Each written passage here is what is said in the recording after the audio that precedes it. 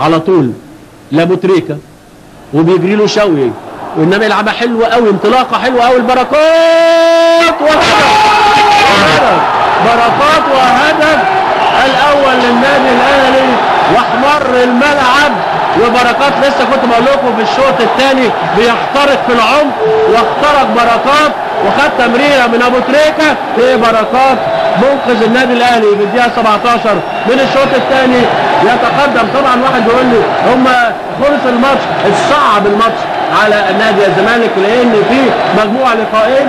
اللقاء الاول كان الاهلي فايز 2-1 واي اهداف يحطها النادي الاهلي بيصعب على نادي الزمالك، وفعلا احمر الملعب زي ما حضراتكم شايفين في لقاء قوي.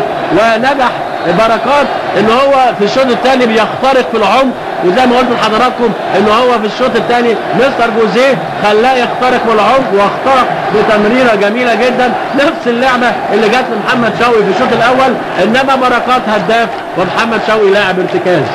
واحد النادي الاهلي لا شيء نادي الزمالك. واعتقد ان اللحظات القادمه الزمالك ما عندوش حاجه يبكي عليها، هيكون الهجوم اكتر، ولكن هل على حساب الناحيه الدفاعيه؟